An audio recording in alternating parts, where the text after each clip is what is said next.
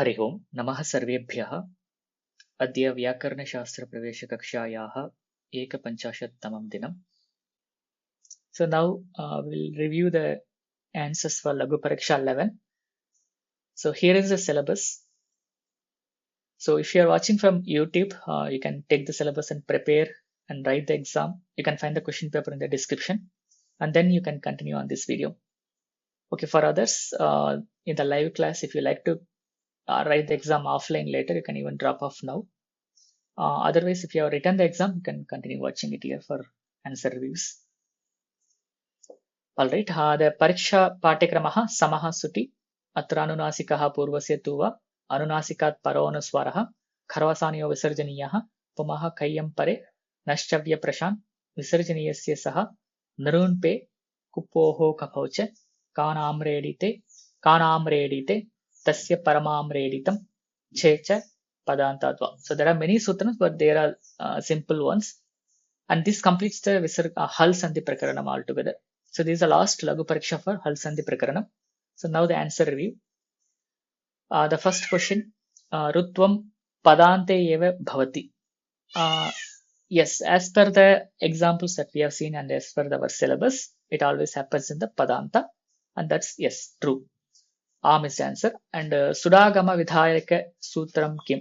अत्र एकं सूत्रम् अस्माभिः पठितम् एतद् लघुसिद्धान्तकौमुद्यां नास्ति तथापि सम्परिभ्यां करोतु भूषणे इति एतत् सूत्रम् तेन तत्र कृ धातोः भूषणार्थे सम् उपसर्गात् परं तथा परि उपसर्गात् परं च सुडागमः भवति अतः सकारः भवति अतः संस्करोति परिष्करोति तत्र सकारः दृश्यते पुनः अनुनासिकात् परः अनुस्वारः इत्यस्य भावे का आपत्तिः अत्र एतद् न भवति चेत् तर्हि तत्र संस्कृतम् इत्यस्य वाक्य शब्दसिद्धिः न भवति यतः तत्र अनुस्वारः अस्ति सः अनुस्वारः अनुनासिकात् परः अनुस्वारः इत्यनेनैव भवति अतः किमपि एकम् उदाहरणम् अत्र संस्कर्ता संस्कृतं किमपि एकम् उदाहरणं पर्याप्तं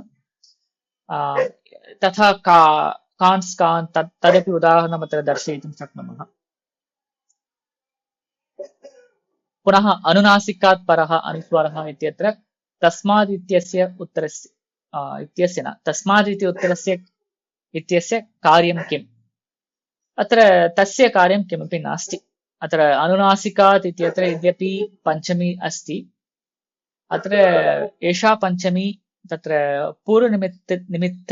पूर्वनिमित्तार्थम् एषा पञ्चमी नास्ति एतत्तु अनुनासिकात् परः इत्युक्ते यदि अनुनासिकवर्णः न भवति तर्हि किं भवति इति अत्र सूचयितुम् अत्र पञ्चमी अस्ति अतः एषा पञ्चमी निमित्तपञ्चमी नास्ति तथा सम्पुंकाणां सो वक्तव्यः इत्यस्य सम्पुंकाणाम् उदाहरणानि लिखत अत्र एकैक उदाहरणं सम् इत्यस्य पुम् इत्यस्य कान् इत्यस्य संस्कर्ता पुंस्कोकिलः कांस्कान् इति उदाहरणानि पुनः पश्यन् चलति अत्र ऋत्वप्रक्रियां लिखत यथा भवान् तिष्ठति इति दृष्टवन्तः तथैव अत्रापि सो अन्ते रूपद्वयं पश्यश्चलति पश्यन्श्चलति इति रूपद्वयं भवति पुनः रामः कुत्र इत्यत्र खरिपरे अपि विसर्जनीयस्य सः इत्यनेन सत्वं कथं न भवति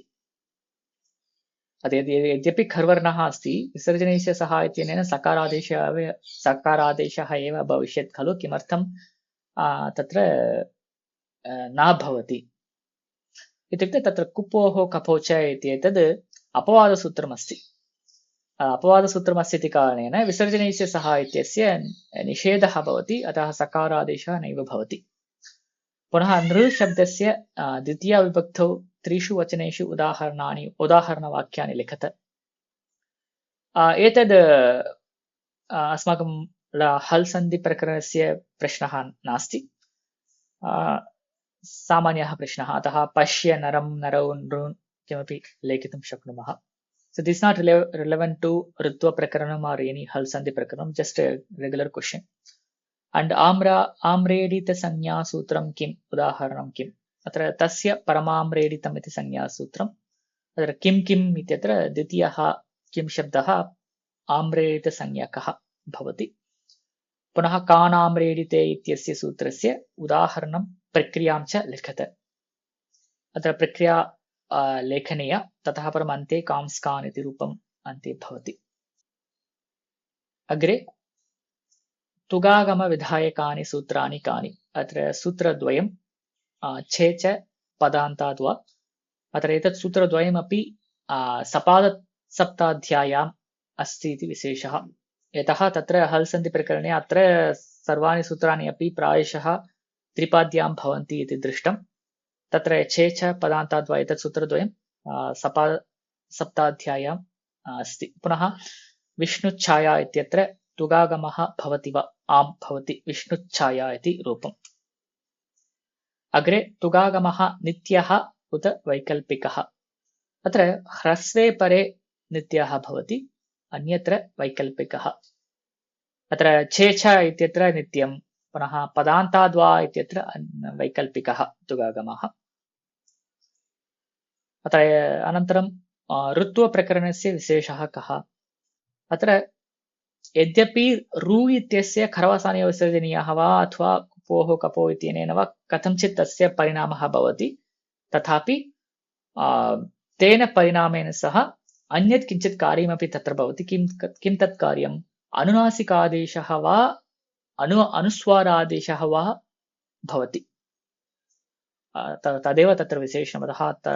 अतः एव तत्र अधिकारसूत्रद्वयम् अस्ति।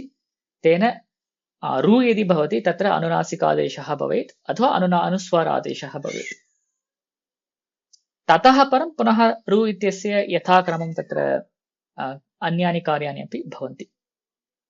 पुनः पुमः कैयं परे इत्यत्र अम्परे किमर्थम्? अत्र अम्परे इति किमर्थम् अस्ति चेत् तत्र पुंक्षत्रियः इत्यत्र अम् वर्णः अस्ति। अतः तत्र अनुनासिकादेशः वा अनुस्वारादेशः वा न भवति। पुनः तत्र अनुनासिकवर्णः भवति, वर्गपञ्चमः। अतः पुङ् इति पुङ्क्षत्रियः इति नकारः तत्र श्रूयते। अतः एतत् रूपसिद्ध्यर्थं तत्र अम्परे इति आवश्यकम्। ऋत्वप्रकरणस्य विशेषः? That's the 14th question. विशेषः कः इत्युक्ते अहं दृष्टवती विसर्गस्य प्रथमं सोपानमेव ऋत्वप्रकरणम् इति लिखितवती। That Rutvam happens because of Sasasharuhu. That's the Prathamam Sopanam in the Visarga Sandhi. But here the context is the other Ruttu. There are two ways the Rutvam can happen. One is with the Sasasharuhu. The other one is the set of sutrams that we saw in the Hal Sandhi Prakaranam. So now the question is based on Hal Sandhi Prakaranam, so you should answer in that way. So if the same question happens in the Visarga Sandhi Prakaranam, your answer is right. That's the first step generally. And the other one is the why this is special is because this particular Rutva Prakaranam is here Ru is used as a placeholder or a marker. If Ru is found, either you have to make Anunasika Varna, the previous Swara as Anunasika, or you have to add Anuswara after the previous Varna. So these two are the additional steps we specially do for Ru. But if you take Sasasharuhu, that Rutvam, there is no additional step. As in the regular other sutrams, they come in. Of course, the first step is a special thing there, but otherwise everything comes as a normal. But here, this particular Ru is a placeholder or a marker. So we do two things in parallel. Either Anunasika Adesha, Anuswara is one step. Along with that, we do the regular way, like a Karavasani Vasardhani Ahar and something else. So that's why as this is used as a placeholder, this Rutva Prakaranam is a Vishesha. That's a Vishesham here. So we have completed that right hand side of that flowchart, that is Khar Varna happens, then what all possible transformations can happen that we have seen. Like there, Sharpare Visarjaniyaha, Tatra Nityam, Sharvarne Pare, Khari Pare, Visargasya Visargadesha Bhavati Drishtam. पुनः वाशरीतेन विकल्पेन शर्वर्णे परे विसर्गादेशः भवति इति दृष्टम्। अन्यानि सूत्राणि वयम् अग्रिमकक्षायां पश्यामः। अस्तु, धन्यवादः।